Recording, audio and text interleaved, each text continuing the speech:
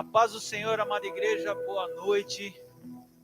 Que o Espírito Santo venha visitar a tua vida, a tua casa nesta noite. Que o Senhor os encontre em paz, em alegria, né? Felizes, queridos. Independentemente de tudo aquilo que você tem passado e o que muito a gente tem falado, mas aquele que traz paz e aquele que cuida de você está aí, está aqui do nosso lado, amém, queridos? Então, que nós venhamos acreditar, independentemente de qualquer coisa, nesse Deus poderoso, nesse Espírito Santo Consolador, que está conosco e que está aí na tua casa, queridos, amém? Que nós possamos nos alegrar na sua doce presença. Vamos louvar ao Senhor. Louvor é a expressão da nossa gratidão a Deus. Que você possa agradecer a Deus pelo ar que você tem respirado, pela vida que Deus tem te dado, pelo teu cuidado, pela sua proteção, amém, queridos? Pela saúde da sua vida aí, queridos, da sua família, em nome de Jesus. Cante assim comigo. Espírito, Espírito, vem para ficar. Espírito, Espírito, vem manifestar toda a glória e poder, santidade, piedade genuína, humildade e amor. Espírito, Espírito, Espírito, vem para ficar. Espírito, Espírito, vem manifestar toda a glória e poder, santidade, louvor, piedade genuína, humildade e amor, sinais e maravilhas hão de aparecer, vidas tocadas, curadas pelo amor. Toda essa gente saciada será na alma e no corpo, em nome da compaixão. Espírito, Espírito, Espírito, vem para ficar.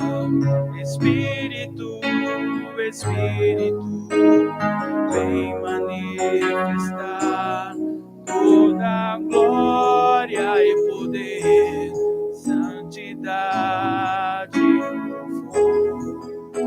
piedade genuína, humildade e amor, sinais e maravilhas hão de aparecer, vidas tocadas, curadas pelo amor. Toda essa gente saciada será na alma e no corpo, em nome da compaixão. Espírito, Espírito, vem para ficar.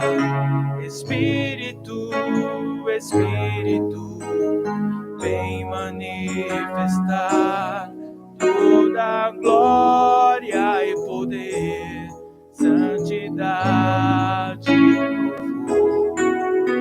piedade genuína, humildade e amor, piedade genuína, humildade e amor, piedade genuína, bondade e amor.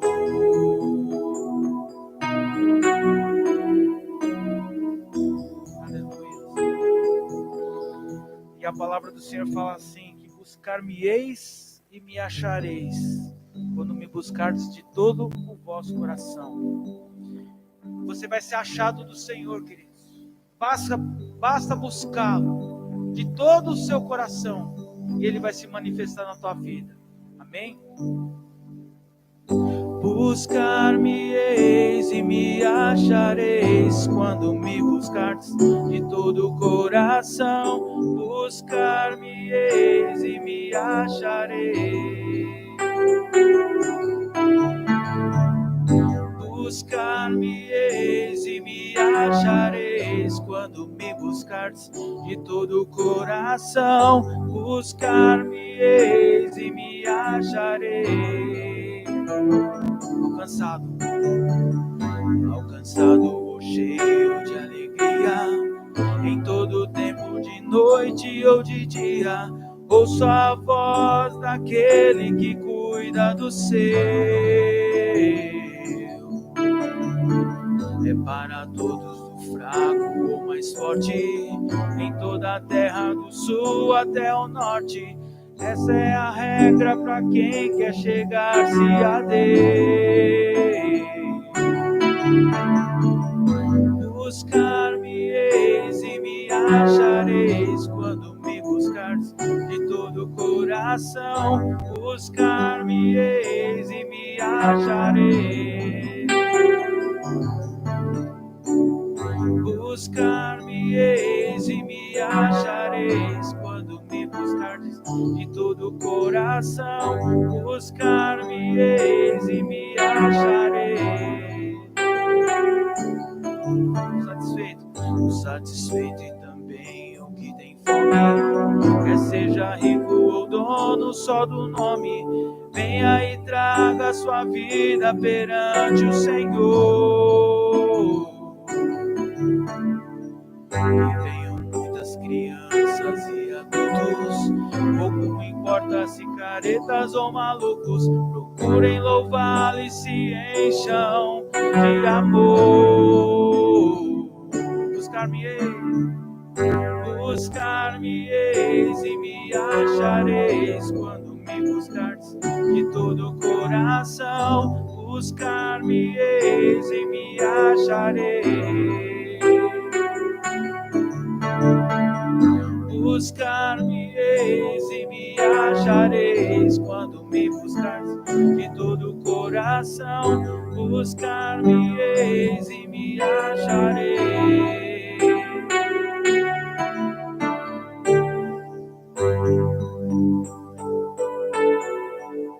Glória a Deus, aleluias.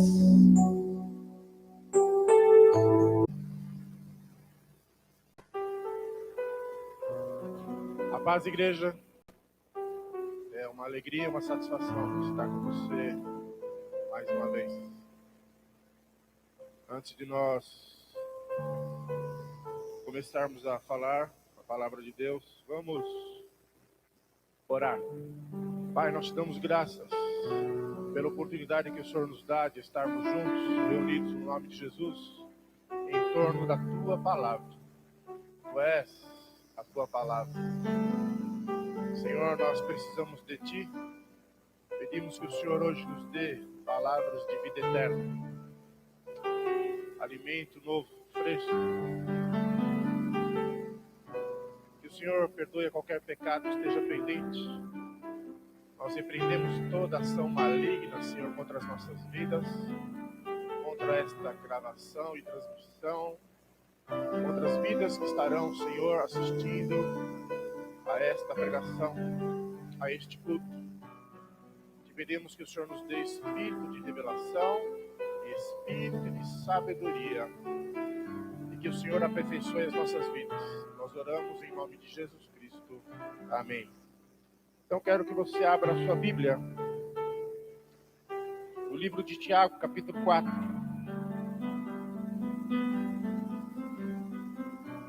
E é interessante como que o louvor sem que nós tenhamos combinado. Acompanhe aquilo que vamos ministrar. É o Senhor falando conosco desde o louvor.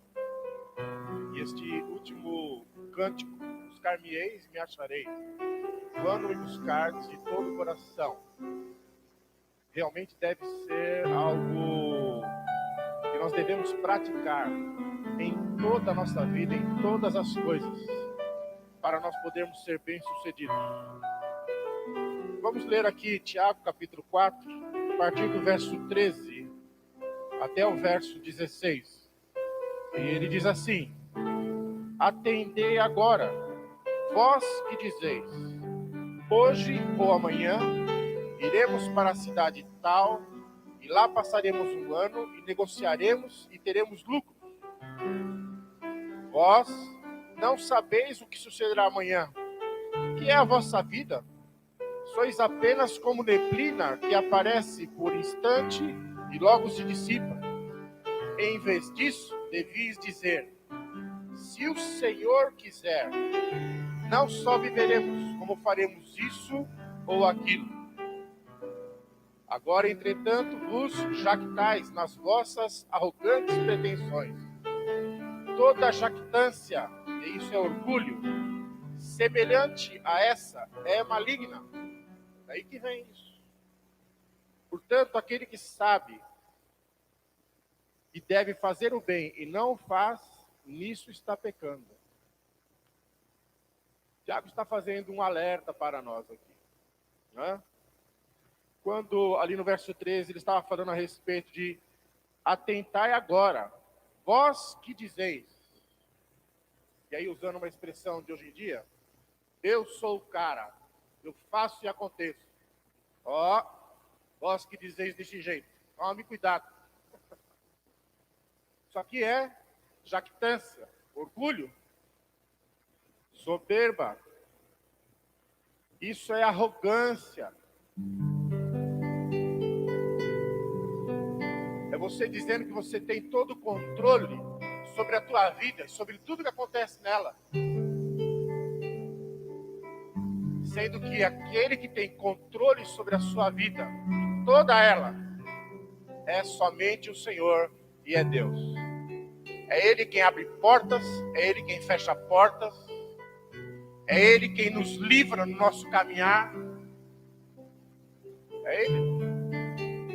Por isso que há uma expressão, inclusive que é nesta minha Bíblia, que é a Bíblia anotada, e ela diz assim a respeito desses versículos: a loucura de deixar Deus fora dos planos materiais. Então, em todos os nossos planos de vida, seja estudar, seja trabalhar, seja procurar um novo trabalho, seja querer desenvolver um negócio, seja querer casar, nós devemos colocar Deus nos nossos planos, em todos os planos. Nós não podemos nos esquecer dele, deixá-lo de lado. É Ele quem vai nos alertar a respeito do que há à nossa frente. É Ele quem vai nos livrar, se nós o buscarmos de todo o coração. Verso 14, ele diz assim: vós não sabeis o que sucederá amanhã. Você não sabe. Como eu também não sabia o que poderia me acontecer saindo da minha casa para estar aqui hoje. Na hora que eu entrei no carro, eu já orei e pedi ao Senhor para Ele junto comigo e me livrar de todo o perigo e de todo o mal. E me trazer em paz até aqui. Eu dou graças a Deus porque Ele fez isso. Então, nós devemos assim proceder em todas as coisas na nossa vida.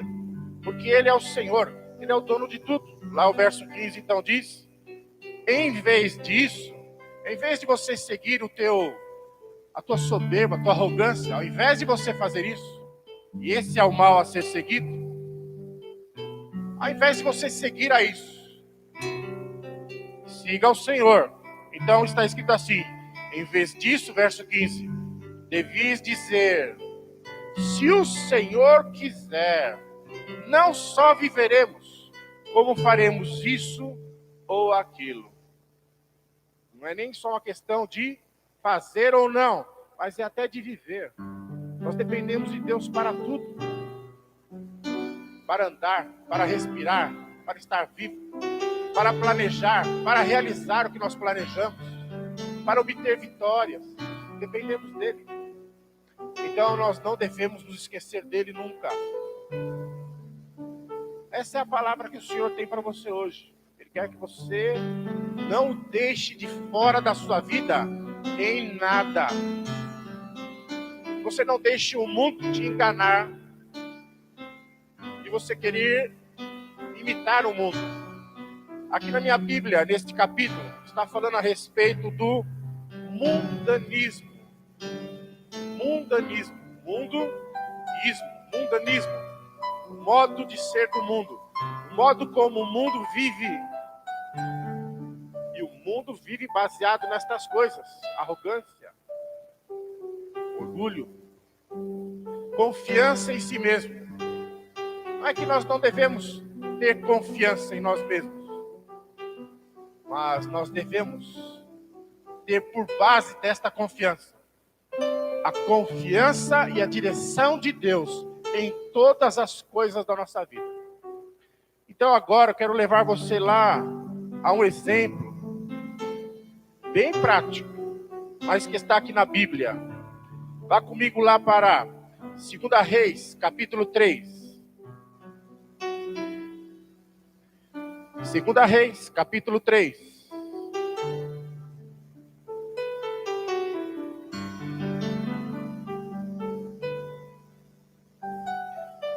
Nós vamos ler a partir do verso 4. Mas ali no verso 1 diz: Jorão, filho de Acabe. Jorão agora era o rei. Acabe morreu, ele assume o trono.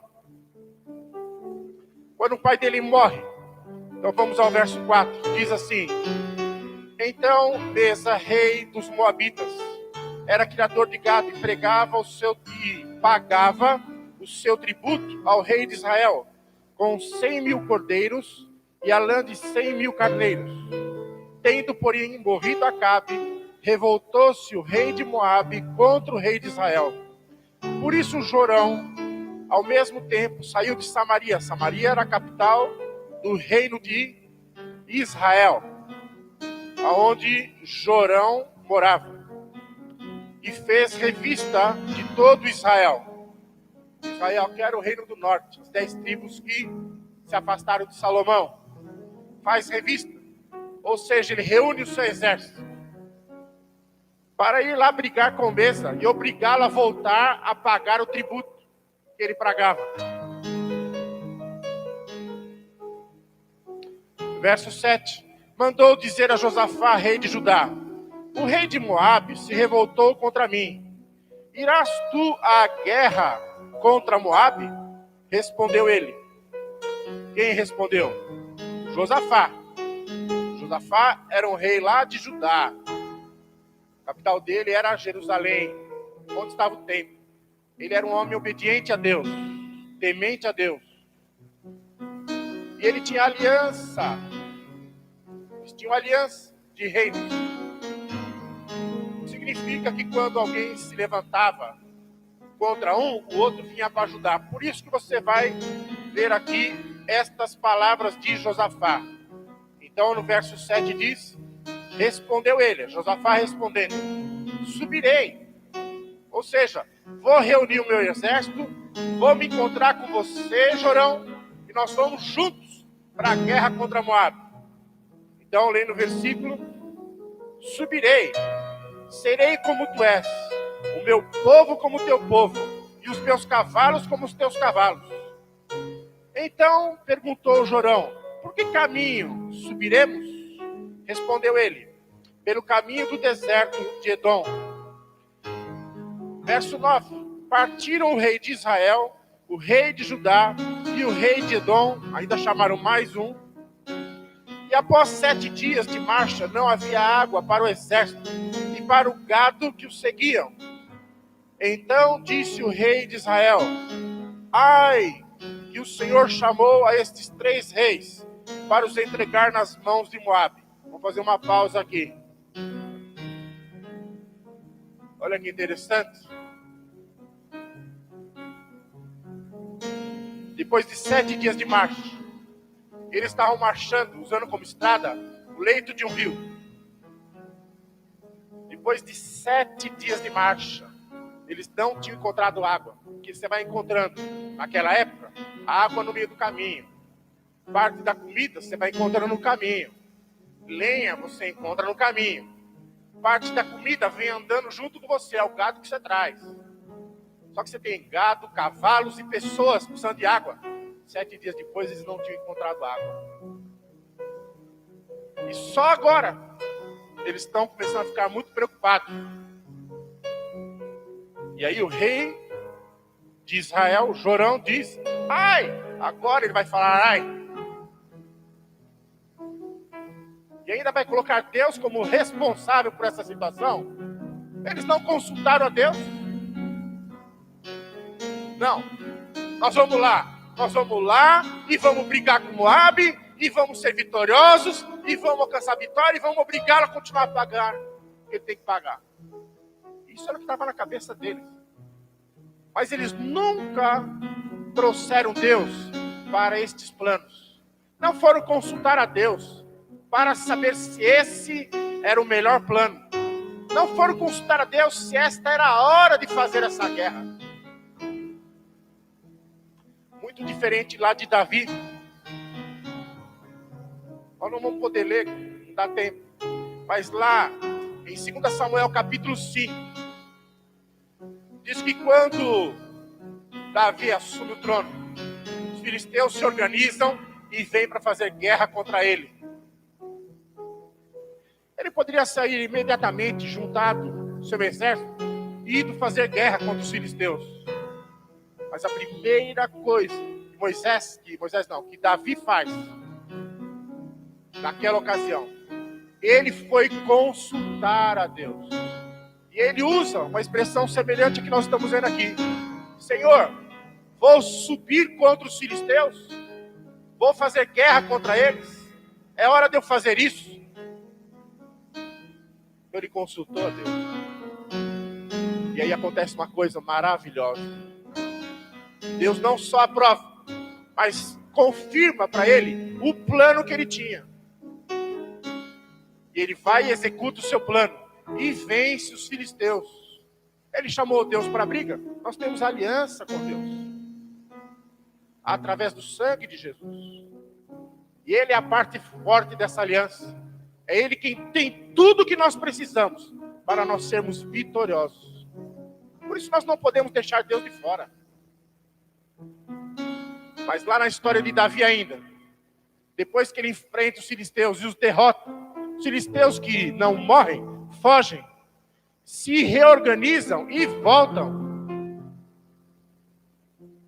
Davi poderia ter pensado assim: bom, já consultei a Deus uma vez, é o mesmo inimigo, com as mesmas armas, já derrotado uma vez, vindo pelo mesmo caminho, vou lá do mesmo jeito outra vez e vou vencer.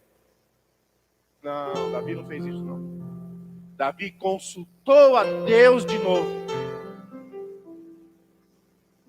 Era uma outra situação. Consultou a Deus de novo. Ele já tinha experiência, mas Deus é quem sabe de todas as coisas. Então, ele consulta a Deus. E agora Deus vem e dá para ele uma outra estratégia. E ele obedece. Então ele consulta a Deus, ouve a Deus e obedece a Deus. E Deus lhe dá a vitória agora sobre os filisteus. Voltando para esse texto de 2 Reis, a partir do verso 11. Perguntou, porém, Josafá: não há aqui algum profeta do Senhor para que consultemos ao Senhor por ele? Só agora se lembraram de consultar o Senhor. Mas ainda bem, ainda não tinham se metido na maior encrenca. A encrenca agora era falta d'água. Só que falta d'água, você começa a ficar fraco, desanimado. Daqui a pouco você não tem condições de fazer nada. Era o meio perigo. O perigo era ir para a guerra desse jeito. mas vão consultar ao Senhor. Às vezes nós já demos um passo precipitado e já nos apontou nessa precipitação um problema novo. A gente estava tentando escapar de um velho, não escapa do velho e ainda se mete no novo. Sempre é hora de consultar a Deus. Mesmo que você esteja já numa situação nova e complicada, vá consultar a Deus. É Deus quem tem todas as saídas, todos os escapes da morte e dos problemas. Assim está escrito na sua palavra. Então, verso 11 de novo. Perguntou, porém, Josafá: não há aqui algum profeta do Senhor para que consultemos ao Senhor por ele? Respondeu um dos servos do rei de Israel: aqui está Eliseu, filho de Safate, que deitava água sobre as mãos de Elias.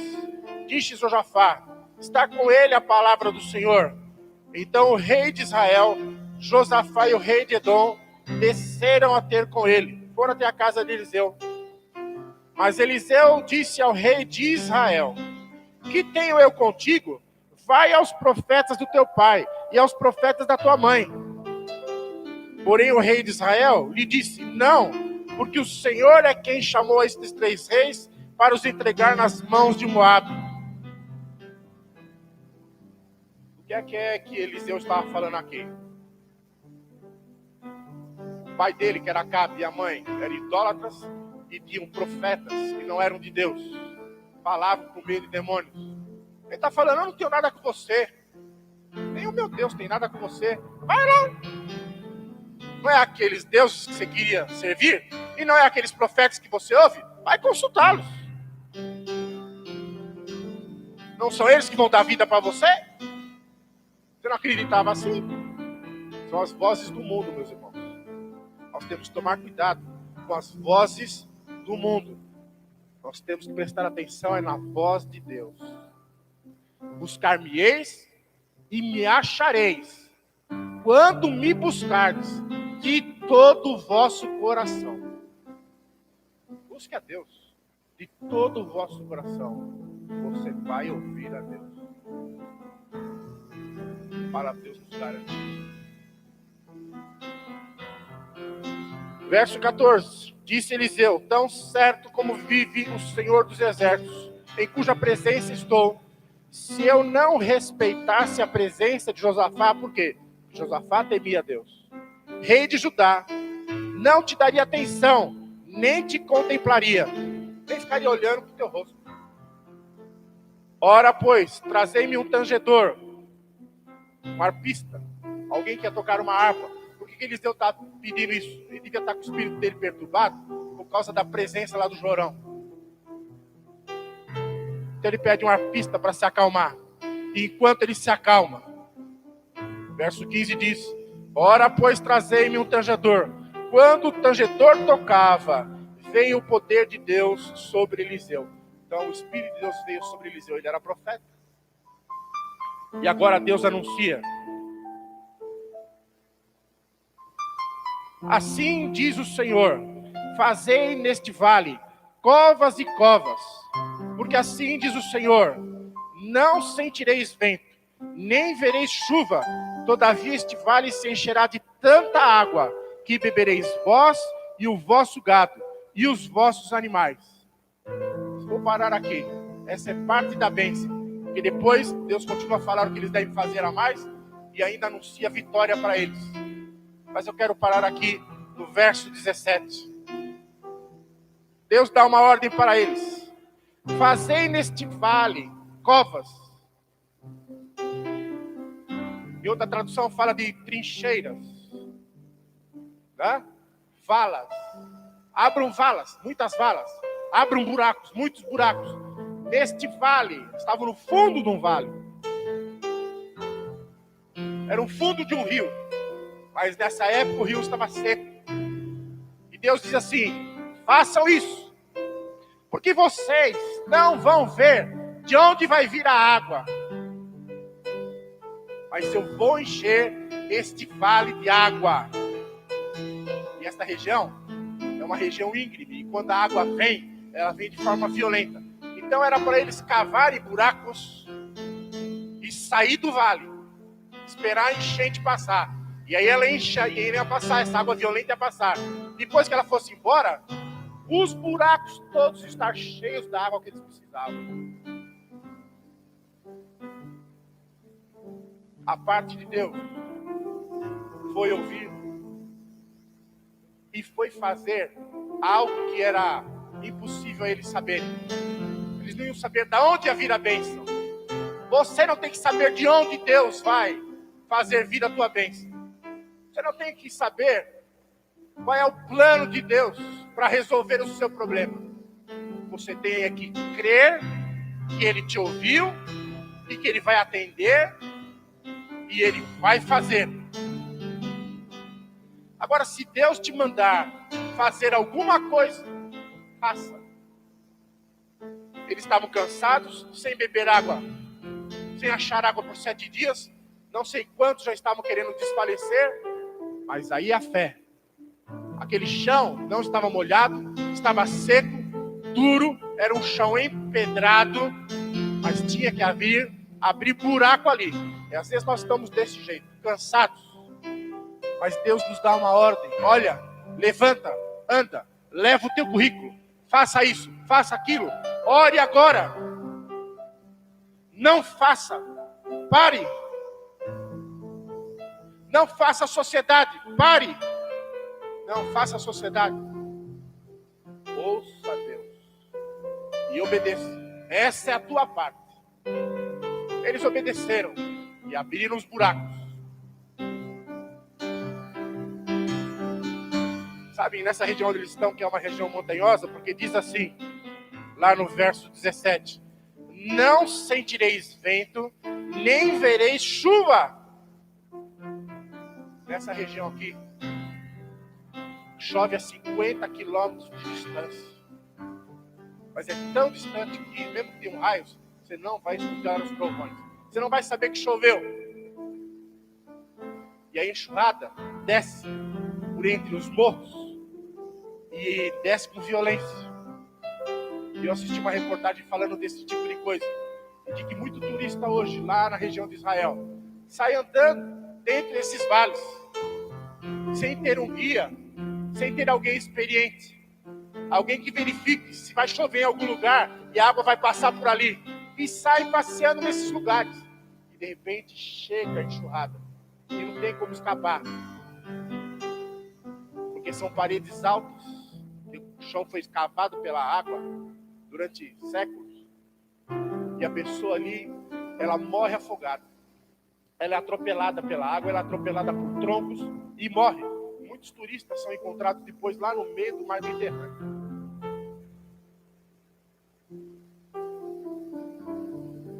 Eles não iam ouvir que choveu, aonde choveu. Eles não iam sentir o cheiro da água que antecede a chegada da chuva. Não, que choveu distante. São os mistérios de Deus e os segredos dele para atender a tua necessidade e te livrar. Você não precisa saber, a não ser que Deus queira te contar. Você tem que fazer a sua parte e não a parte de Deus. Deus fará a parte dele e Deus fará aquilo que é preciso pela tua vida. Faça a tua parte. Consulte sempre a Deus. E Deus vai te livrar e Deus vai te abençoar grandemente. Amém? Quero orar por você agora. Pai, nós te louvamos e glorificamos o teu nome. E te damos graças pela tua palavra. Ela é viva, ela é eficaz, ela é a verdade. Ela é poderosa para nos salvar, para nos libertar. Nós te damos graças pela tua palavra. Abençoa os meus irmãos que estão ouvindo esta palavra, Senhor. Ó Espírito Santo de Deus, nos move agora, ainda, para que eles se detenham depois desta pregação, releiam estes textos, meditem neles e olhem para as suas próprias vidas. E eu te peço desde já, ó Espírito Santo de Deus, te revela a eles, eu te peço. Dá os escapes que eles precisam, Senhor. Em nome de Jesus. Seja lá o tipo de escape que seja, Senhor.